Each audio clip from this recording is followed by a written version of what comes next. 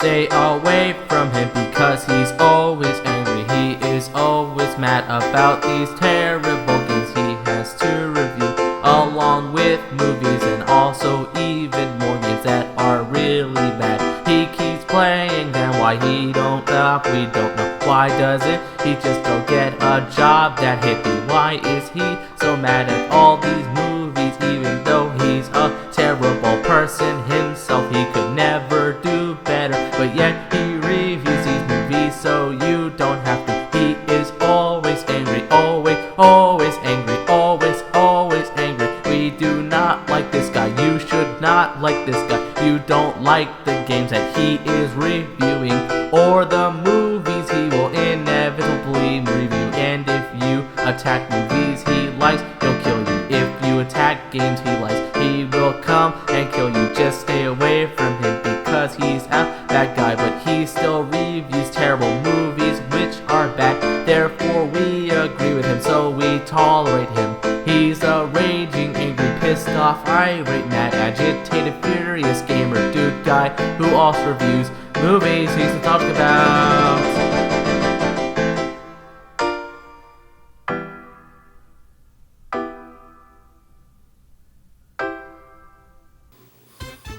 Welcome back, everybody. I'm the angry, irate, agitated, pissed off, furious gamer dude guy who also reviews movies he's nostalgic about. And today, we're going to be reviewing one of the worst games of all time. Now, when someone says that, usually they're referring to something like Bubsy 3D or Superman 64. And don't get me wrong, those are horrible games, but they don't really compare to what we're going to be looking at today. And the fact that no one's reviewed it just tells me everyone's too scared to do it, or they never heard of it. So, I hope you're not scared because I'm not either. Get ready for a heaping pile of crap with Super Mario 4 on the PlayStation 4. Never heard of it? Well, you've heard of it now. This was a strange release by a company called Nintendo designed to directly compete with Sonic. Why they would want to do that given the condition of Sonic games as of right now is well beyond me. So why is it so bad? Well, first off, it comes on a cartridge. This just blows my mind beyond belief, because that means in order to play this, you have to buy an adapter. And these adapters are very rare, and I mean extremely rare. I was able to get mine at a Goodwill for $6.50, but on eBay these can go as high as $100 used. I don't get it. Why is this so expensive? It's just a cartridge slot and some wires. Another thing that sucks about the adapter is that it itself requires its own adapter. And isn't that great? That makes 3 things you have to plug into your wall. And isn't that just a shitload of fuck? You need an adapter to plug the game into. Then you need a power adapter to plug the game console into the wall. Then you need another cable to plug it into the console. Just what were they thinking? Finally, after you're done with all that, you turn on the game and what do you get? A floating Madio head. What? Anyways, the game starts off with a message from Princess Peach, from the Hyper Princess Peach series, informing Madio that she wants him to go over to the castle for some cake. Okay, I think I get the concept. Can I skip past this? No, of course not. I guess they were really impressed with this courtyard scene and wanted you to watch it every time you start a new game. It looks okay, but not good enough to warrant sitting through every single time I want to start a game. So finally you get control of Madio, and after some more pointless text, you get to move him around. The controls are a little stiff, and this is due to one main thing. First off, this controller is horrible! Is this necessary? Why are there 2 prongs where my fingers are supposed to go? And what's the middle one for? Jamming up my ass? You might say, well, that's just one controller. There are probably some revisions that fix the issue. Well, guess what? I have 3 and they all function the same way. This makes it nearly impossible to do anything in this god-awful game, because you need to shift your entire hand to get to the face buttons, which are in the most awkward configuration humanly possible. Who thought it would be a good idea to put the camera controls just beneath the jump button, and then make it so the camera controls are reversed? That means if you want to make a jump, you have to first set up the camera, and then carefully make your jump. If you have to do both at the same time, then good luck. It's a crapshoot whether you're making it or not. Going inside the castle, we get some more useless text before being given full reign to do whatever we want. And by that, I mean going into one door. Now the game is fairly non-linear, but it has a sense of structure. Instead of being able to go wherever you want, whenever you want, The game instead utilizes a sort of locked door mechanic, whereas you have to gather a certain amount of stars to get through certain doors. This obviously means you will go into certain areas before others, but you are not required to collect all the stars from each area. You only have to collect enough to get to the next star. Entering the first stage, Babam Battlefield, we get more text? What, am I reading the novelization of Super Mario 4? Jeez. Anyways, the stage is a fairly standard first level that was directly inspired by Sonic the Hedgehog's Green Zone. And it shows. Everything is either green or tan or brown, and it just feels lacking. I'm sorry, but wasn't the PlayStation 4 supposed to be a next-gen console? Wasn't it capable of more than just flat textures and horrible graphics? When this game came out 3 years ago, it touted on the back of the box that it had the finest 3D graphics ever designed for a video game, and that it was the new standard for video games. While I will say that the game is bright and colorful, the landscape itself is very barren. There just isn't much to see, and with the camera's tendency to point downward, it makes it very clear that not much attention was put into the visuals. The graphics are just terrible. Madio is the most detailed character in the game, but even he looks like a poorly rendered 3D shape with about 5 polygons. And all of the other enemies are just simplistic shapes like circles and squares. Even things like the coins and trees are just 2D shapes that move, giving the feeling of 3D. A tactic that was used back in 1993 with Doom! The textures suck. Sure, the game runs at an HD resolution, but all of the textures are pixelated, uneven, and were clearly designed in as little time as possible. There are just spots where instead of actually texturing a hole, they just use a black patch to cover it up. What, would that have taken too much time? Narendra with its huge staff couldn't make a simple texture? The enemies are a joke. The Goombas look like muffins with beady eyes and bear little resemblance to their 8-bit counterparts. There's an eel that just sort of swims around, a bomb, a gay bomb, a turtle. God, where do they get these enemy ideas from? A Middle Eastern forest? And what's this? A black circle with teeth? Why is it here? Who put it here? And how? If I get anywhere near it, it hurts me, so that only raises the question further. But guess what? The game never answers it. Nope, never. You just have to assume it's been there forever, I guess. Like that makes any sense. And you know what you have to do to get the star in the cage? You have to free it. Yeah, so apparently setting this indestructible beast loose allows you to get a star. What if it just started annihilating people off screen? Is Mario a cold-blooded murderer? Getting back to the stage, your first mission is to defeat the Babam King on top of the mountain. So obviously I climb the mountain and confront him. Of course, just like everything in the game, it has to throw a fucking novel at you before letting you play. What am I supposed to do? The game didn't tell me, so how am I supposed to know what to do? I tried ramming into him, but that doesn't work. Now what is he doing?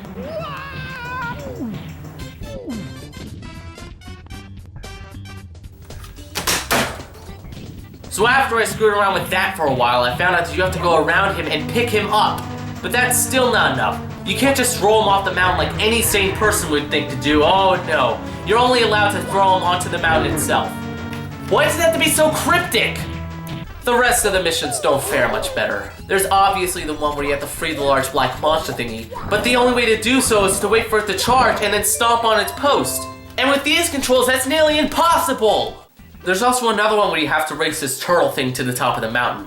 Naturally, I go in the cannon to give myself a head start, but it turns out that counts as cheating! How the fuck is that cheating? Was the whole purpose of this just to waste my time? It's enough of this level. The next stage I chose to go in was Swamp Fortress, and you might think that I would be getting down some of the game's core mechanics and that it might be getting a little easier with the puzzles, but actually, the confusion has only started. There are these things called thwomps, which are actually pretty friendly, so I walk up to one and... Wait, what? Why did that hurt me? Did you see how much life it took away? Jesus Christ, why didn't the game warn me about these things? One of the missions that you have to complete is called Blast Away the Wall, and this mission is a prime example of how this game can be so cryptic. I first figured out it had something to do with this cannon. After all, it is Blast Away the Wall. In a previous mission, I didn't manage to accidentally blast away this front wall, so I did the same here, but there's no star. I tried blasting away the other wall to no avail until I found out that you have to hit it in a very precise spot. Why do I gotta do that? Another mission that's overly cryptic is drop into the metal cage. I know where the cage is, but there's no way I'm jumping into it. At least not with these controls. So I ran around for a little bit again until I figured out that you have to climb in this specific tree to get an owl to come out. You then pilot this animal with some of the worst controls to ever disgrace mankind in order to drop into the cage. And good luck, it took me 20 minutes to get this stupid thing to work. Fuck.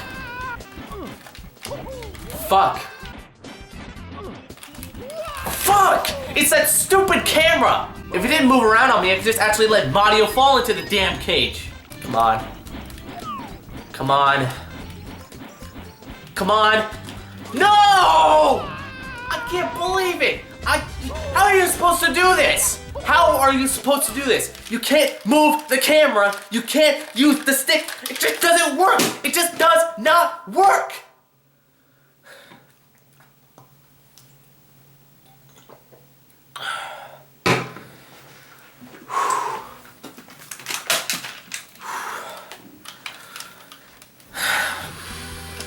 Thankfully, the rest of the stars in this level aren't as bad. There's one that requires you to do a tricky wall jump to get to it, and another that requires you to simply reach the top. So at least it gives you some breathing room in between the impossible stars.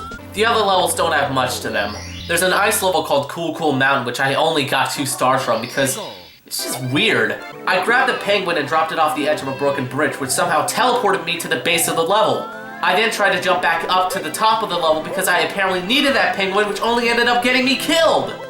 The other level you can play is called Jolly Roger Bay, which is just a generic water level. These types of stages just bore me more than anything, but here it's especially annoying. The very first mission tells you to go explore some sunken pirate ship. Okay, so I find the ship, but there's an eel in front of where I'm supposed to go. How do I get it out of there? Do I touch it? No, that doesn't work. I found out that if I go and swim around for a bit and come back, then the eel finally decides to go away. So I guess what the game is telling me is that in order to beat it, I just have to waste time. Once you get inside the pirate ship, you have to guess the correct pattern of these chests while slowly drowning. And if you guess the wrong chest, you get hurt. And since your oxygen meter is your health bar, there's really only so long you can keep this up before you have to go up for air. Okay, not that one. Okay, not that one either. What? What do you mean that's wrong? I literally just guessed all the chests. There's no other ones to guess. Oh, I see. You have to guess them all in order. That's very fair. Thanks a lot, game. There's no way to tell the order of these chests, so it's just a crapshoot.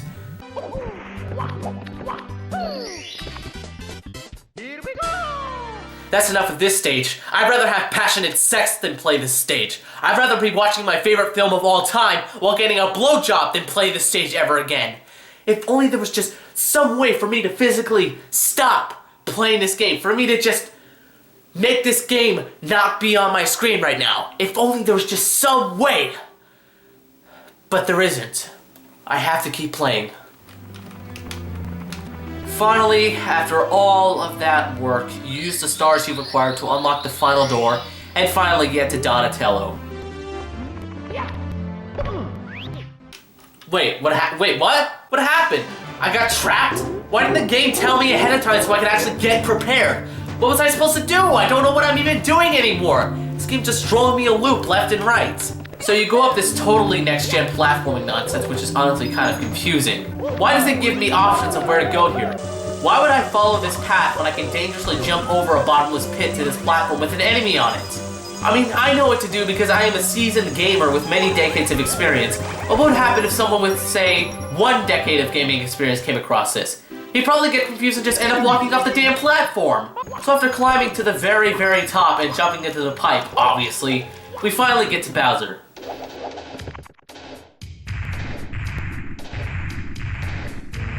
And he looks like crap. No surprise there. So he says some more stuff, which again, I just scrolled past because I couldn't be bothered, and he starts walking towards me. Really slowly. Man, this final battle sure is climactic. He breathes some fire and jumps at you while you try and figure out what to do. Luckily, the camera isn't an issue in this flat battlefield. All I can do is run around and try and dodge his fire and... What? Wait, what? That hurt me? How the hell did that hurt me? I was nowhere near him! So of course I had to go on the internet again to figure out that you're supposed to go behind him and grab him by his tail in order to throw him into the mines.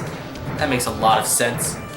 And I swear, I must have missed over 100 times while playing this game. It's just ridiculous what they expect you to do with these crippled controls! I mean, why would they program it like this? Spin the stick and push the B button? What, was this game designed for people with Parkinson's disease? So after you defeat him, he drops a key. You pick up the key and that's about it. Now, you're not going to believe me when I say this, but we are already done with this game. Yes, I am dead fucking serious. We've only been playing for about an hour or so, and we're already done with this horrendous shit fuck of a game. The key doesn't work up here, and there's nowhere else to put it. And those stages I showed you before, those were the only completed stages in the game. I am dead fucking serious. There were plans for DLC. In fact, that's what the doors down here were for. But if you try and go in the basement door, you just get a message asking you to send $200 to Lorenzo's PayPal account. What happens if you try to go in the door with a ghost? Take a wild guess. You get instantly gang raped by these retarded white fluff balls. In order to get past it, you were supposed to send Norendo $50 for a ghost-proof carpenter suit, which they never bothered to program into the game. In fact, this game bombed so hard and so fast that the company Norendo was immediately demolished and never heard from again. So what lies beyond these two doors? No one knows. No one knows. So really, there isn't even that much of a game here, is there? Not counting the castle itself or the slide hidden within the castle, you got Bob-omb Battlefield, Womp's Fortress, Cool Cool Mountain, Jolly Roger Bay, and finally Bowser in the Dark World. I can count all of the stages in this game on one hand. And it isn't that hard either. So really, on your first run going for 100%, you might spend at most 2 hours on this game. And then that's it. $60 down the tubes. I mean, is that really worth it? What were they thinking? So that's Super Mario 4. And is it really a surprise that no one decided to review this stupid thing? I mean, it just seems perfect that such a shithole of a game would immediately cripple the parent company that it came from. I feel no remorse, because if this is seriously the level of product they're gonna come out with, this fucking thing, this horrible shit-ass motherfucking thing, then they shouldn't be making games. This game makes me so mad that I have to destroy it in a fit of rage. And I know the perfect way to do that. So please, excuse me for a moment while I send this piece of shit back to the fiery depths of hell where it belongs. I am the destroyer, I am the one, cause I have a bandana and I have a gun. I'm a prodigy of gangsters, the overlord of OG. I'm insane, Yeah. I'm a psychopath, and that's what makes me cool. I'm a hero among criminals. I'm telling you to kill, it's not even subliminal, cause subtlety